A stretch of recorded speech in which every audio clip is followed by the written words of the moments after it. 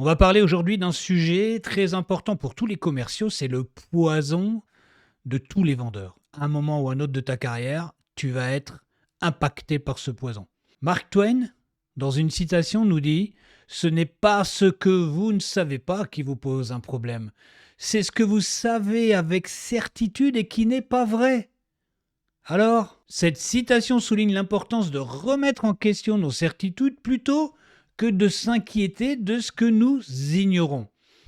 Elle met en garde contre le danger de croire fermement à des choses erronées, car cela peut nous causer plus de difficultés que notre simple ignorance. Et oui, parfois on a l'impression que l'on a tout optimisé, que notre flow, nickel, il faut surtout rien changer, c'est terriblement gratifiant, satisfaisant, mais super dangereux. Quand la routine s'installe, quand on pense que l'on ne pourra plus faire mieux, que nous sommes au sommet de notre art, et bien souvent, c'est à ce moment-là qu'on prend une tôle. Nous allons aborder un sujet particulier, alors tu l'as peut-être déjà compris, on va parler de notre cerveau qui est à la base de tout. Il faut apprendre à s'en occuper, à l'écouter et à comprendre ce qu'il essaie de nous dire. Tu dois te dire, ah, c'est pas très commercial tout ça.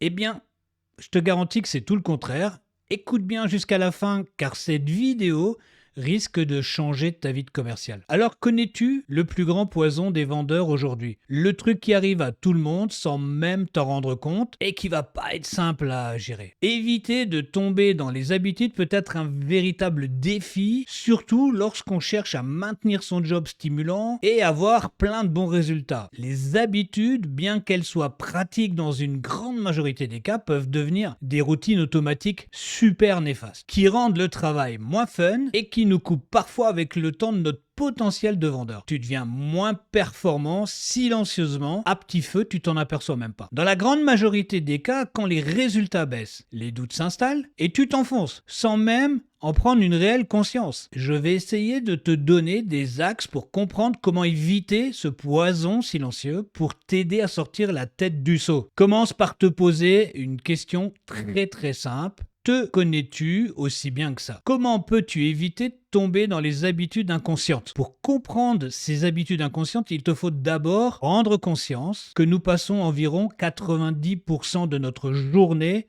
en mode pilote automatique, guidé par notre inconscient. Toutes ces habitudes sont profondément ancrées dans notre cerveau et difficiles à changer car elles se sont renforcées au fil des années. Mon conseil, prends un moment chaque jour pour réfléchir à tes actions et à ton comportement au rendez-vous et même dans ta vie en général. Les questions sont simples. Qu'est-ce que je n'ai pas bien fait dans mon entretien? Qu'est-ce que j'aurais dû faire pour être plus efficace? Demande-toi honnêtement si tes actions du jour te rapprochent de tes objectifs ou si tu es simplement en mode pilote automatique. Autre question très simple que tu peux te poser tous les jours, hein. As-tu raccourci la durée de tes rendez-vous? As-tu oublié d'évoquer tel ou tel sujet pendant ton entretien? La conscience de soi au travail est essentielle pour optimiser ses performances, pour améliorer ses relations professionnelles et favoriser un épanouissement personnel dans un environnement parfois super exigeant. Tu dois rester attentif à tes pensées, tes émotions, tes comportements et à la manière dont ils influencent tes interactions et tes résultats professionnels. Tu veux quelques pistes pour apprendre à cultiver cette conscience de soi au travail? Je t'en donne plein. Alors avant de commencer, pour bien saisir le fonctionnement complexe de nos habitudes, je suis allé chercher des petites infos de type scientifique sur le sujet. Et le sujet de base, les neurosciences, nous apportent un éclairage fascinant sur leur rôle dans le fonctionnement du cerveau humain. Sais-tu que les habitudes jouent un rôle crucial dans notre vie quotidienne, que le cerveau a une forte tendance à transformer nos agissements en routine automatique pour un tas de raisons. Alors, le premier sujet, c'est l'économie d'énergie, parce que notre cerveau, il a oublié d'être con. La pensée consciente demande beaucoup plus d'efforts au cerveau. Donc, en automatisant certaines actions, le cerveau peut économiser de l'énergie précieuse pour lui. Les habitudes permettent de minimiser les risques en favorisant des comportements qui sont déjà éprouvés. Tu as également le mode survie. D'un point de vue neurobiologique, la création d'habitudes est non seulement utile, mais nécessaire à notre survie individuelle. Pas déconnant le truc. Les neurosciences ont permis de mieux comprendre les mécanismes cérébraux impliqués dans la formation et le maintien des habitudes. De cet outil extraordinaire que nous possédons tous, les habitudes s'appuient sur une architecture neuronale primitive qu'on a héritée de notre évolution au fil des années. Le cerveau se remodèle constamment sous l'influence de notre environnement, ce qui nous permet l'acquisition de nouvelles habitudes. C'est ce qu'on appelle la plasticité cérébrale. Dans la bascule comportementale qui nous concerne, les recherches ont montré comment le cerveau passe d'un mode de fonctionnement dirigé vers un objectif à un comportement d'habitude automatique. La compréhension des mécanismes des habitudes par les neurosciences a des implications importantes, comme la routine cérébrale, qui sont à la base de l'expression de notre personnalité et de notre sociabilité. Comprendre ces mécanismes peut nous aider à développer des stratégies plus efficaces pour modifier des habitudes indésirables qui nous empoisonnent sans le savoir. Les habitudes sont profondément ancrées dans notre fonctionnement cérébral, jouant un rôle essentiel dans notre survie et notre adaptation, donc pas toujours néfaste. Honnêtement, la première piste de travail, elle n'est pas très simple et te demandera quand même pas mal d'autodiscipline pour sortir le poison qui s'est posé tranquillement dans ton quotidien. Dans un premier temps, prends un petit moment pour te poser des questions pour identifier tes habitudes, faire un bilan objectif de la situation. Pour déterminer ce que nous appelons la conscience de soi et de se poser des questions clés sur son comportement et surtout sur tes émotions. Alors pose-toi tranquillement dans ton bureau ou dans un endroit vraiment cool, sympa, sans distraction, pas de téléphone, pas d'email, que dalle. Comment est-ce que je me sens au travail aujourd'hui ? Quelles sont mes priorités dans la journée ? Qu'est-ce qui agit de manière alignée sur mes valeurs et mes objectifs ? Qu'est-ce qui me stresse ou me motive dans mon travail ? Ce questionnement régulier va te permettre de prendre un moment pour réfléchir à ces actions et à leurs impacts sur ton quotidien. En examinant tes propres habitudes, tu prendras conscience de l'ampleur de leurs influences sur ta vie au quotidien. Tu vas réaliser que bon nombre de tes actions, les plus banales aux plus complexes, sont en réalité des routines profondément ancrées dans ton cerveau et ça te simplifie ta vie. Paradoxalement, avoir du temps pour soi et prendre des pauses peut aider à éviter cette routine et te permettre de réfléchir à des actions bien précises, de voir si tu es en train de suivre une bonne voie qui te passionne toujours ou si tu es en train de tomber dans un espèce de comportement répétitif sans même y réfléchir. Personnellement, lors de la prise de mon conscience de moi, suite à un premier problème cardiaque que j'ai eu à 39 ans, j'ai pris la décision de pratiquer régulièrement une petite introspection objective à la fin de chaque journée dans ma voiture, au retour de mes rendez-vous, pour refaire le déroulement de mes entretiens. Pour moi, ça a été une très bonne façon de renforcer la conscience de soi et de me poser les bonnes questions. Qu'est-ce qui s'est passé aujourd'hui dans ma journée et pourquoi ? Quels défis j'ai rencontrés et qu'est-ce que j'ai fait pour aborder ces défis, pour trouver des solutions. Quelles émotions ai-je ressenties pendant la journée et comment les ai-je gérées ? Bon, il faut dire qu'à l'époque, après un accident cardiaque, si tu veux, il y a les situations de stress, la nervosité, toutes ces choses-là, donc tu te poses un tas de questions. Cette pratique régulière m'a souvent aidé à rester attentif pour analyser mes rendez-vous et à ajuster mon comportement aux besoins du client et surtout de faire ressortir les petits ratés que j'ai eus. Alors, si c'est plus simple pour toi, tu peux également solliciter un retour de collègue, par exemple, ce qui te permettra de te rendre compte de la manière dont tu es perçu et d'identifier tes axes de progression, de t'informer sur la manière dont tu communiques avec tes collaborateurs et avec les autres gens de ton entreprise et de solliciter des avis sur des points forts ou vraiment des axes d'amélioration. Ces petites variations peuvent stimuler ta curiosité, te sortir de la monotonie et trouver une alternative peut-être plus adaptée. Cette introspection consciente me permettait de mettre le point sur mes habitudes inconscientes et d'envisager une stratégie pour les modifier. Et c'est pas toujours simple. Mais avec le temps, j'ai appris à comprendre ces émotions et à comprendre mes réactions pour les corriger. Rester attentif à ses émotions au travail permet de mieux assimiler ses réactions et d'ajuster ses comportements pour avoir cette attitude de pleine conscience.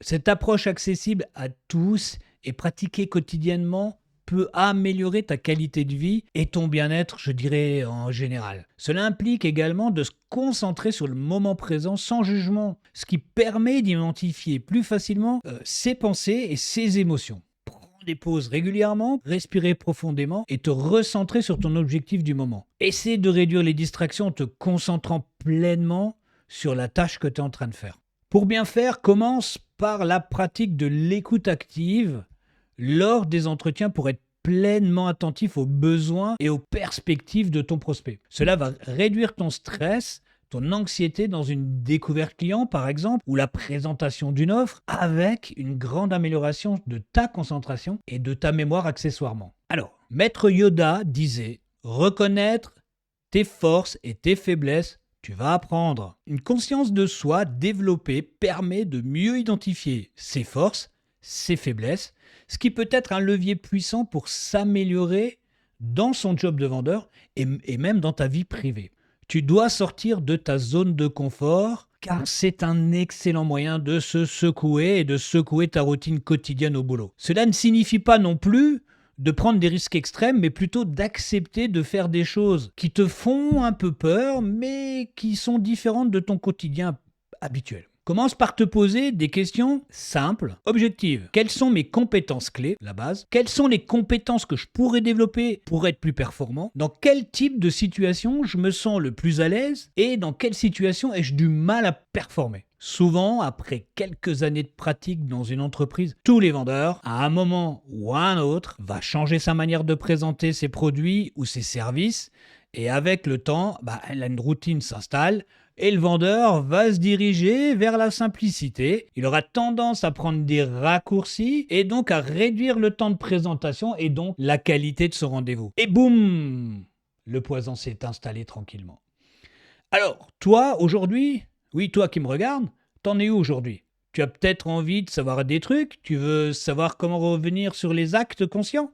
Simple, pour commencer, tu vas devoir changer tes habitudes progressivement. C'est un conseil que je te donne.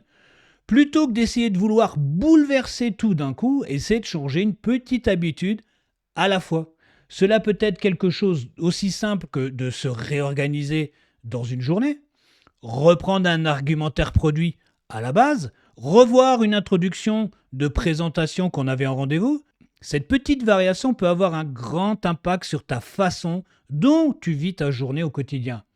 Si tu veux rester performant, tu dois prendre soin de ton bien-être mental et physique pour faire sortir le poison qui s'est installé en toi, cette petite routine, toutes ces habitudes que tu as et qui pour toi sont tout à fait normales, mais au contraire, elles sont néfastes pour toi. Dans un premier temps, une première prise de conscience de tes limites et de tes capacités te permettra de mieux gérer tes attentes et de prévenir l'épuisement professionnel qu'on appelle aussi le burn-out. 3 points essentiels à garder en tête pour durer sereinement. Écoute bien ce que je vais te dire. Sois honnête avec toi-même sur la charge de travail acceptable. Tu dois également apprendre à dire non lorsque les demandes sont déraisonnables ou trop nombreuses. Tu dois également reconnaître les moments où il est nécessaire de faire une pause ou de déléguer des tâches. Il n'y a pas de secret. Si tu veux durer, c'est ce qu'il faut faire. Le bien-être personnel joue un rôle majeur dans ta conscience de soi.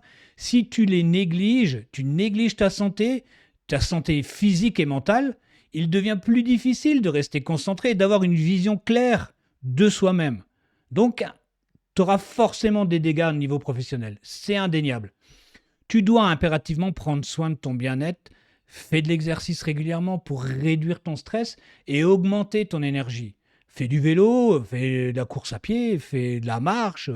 Il y a un tas de trucs, il y a les Basic Fit, il y a plein de choses, il faut se vider la tête. Dormir suffisamment pour maintenir une bonne clarté mentale, tout le monde sait ça. Tu dois prendre du temps pour tes activités qui te permettent de te détendre et de te ressourcer. La meilleure façon d'éviter les habitudes est de rester curieux, d'explorer, de poser des questions, de chercher des réponses, de se remettre en question en permanence. Garder une habitude curieuse permet de rester ouvert à l'inconnu et te pousse à sortir de ta zone de confort régulièrement. Tu dois également te poser des questions sur ta connaissance métier. Remets-toi en question. Je vais te mettre un petit coup de frein par rapport à tout ce que je dis, car il est important de comprendre que la vie n'a pas à être constamment en mouvement, tout à bloc, à bloc, à bloc. Parfois, certaines habitudes peuvent aussi être un refuge nécessaire pour se détendre. Je pense à l'apéro, je pense à une bonne bouffe avec les copains ou les copines, enfin il y a plein de trucs. L'idée, c'est de trouver un équilibre ou une certaine stabilité qui ne te mènera pas à une stagnation ou pire à une régression. Autre point qui est intéressant à pas négliger, c'est de s'entourer des personnes inspirantes. Les personnes à qui tu passes du temps peuvent avoir un impact majeur sur ton comportement. Avoir une petite concurrence, par exemple dans l'entreprise, une concurrence amicale, interne, tu te tires la bourre avec un autre commercial, c'est toujours été bénéfique pour ton bien-être et pour ta motivation. Fréquente des personnes qui te poussent à réfléchir différemment ou qui t'encouragent à sortir de tes habitudes et à explorer de nouvelles perspectives. En réfléchissant aux habitudes que j'ai changées par le passé, je te livre un scoop sur la difficulté de l'entreprise. Parce que tu vas faire la rencontre d'un nouvel ami, ça va être ton meilleur ami, qui se nomme la résistance au changement. Et cette résistance s'explique par la force des connexions neuronales établies au fil du temps. Ton cerveau, cherchant à préserver son énergie, s'accroche à des schémas de facilité, tout comme toi. Sincèrement, sortir des habitudes demande d'être attentif à ses comportements, de s'ouvrir au changement, de chercher l'inconnu et de trouver des moyens d'intégrer de la nouveauté en permanence dans son quotidien. C'est pas mission impossible, loin de là, mais c'est pas simple. Le poison des vendeurs, on l'a bien compris, c'est toutes les habitudes et toute la petite routine qui s'est installée en toi au fil des années.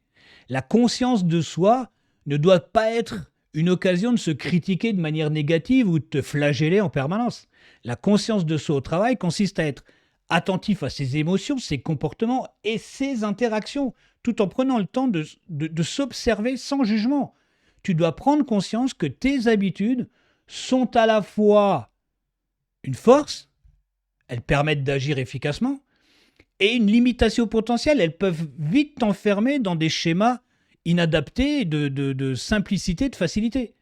Ton introspection, entre guillemets, t'invite à une plus grande conscience de tes actes quotidiens et à une approche plus éclairée de ton développement personnel pour sortir de certaines habitudes installées dans ton quotidien de commercial. C'est ça le poison silencieux qui ronge tous les vendeurs.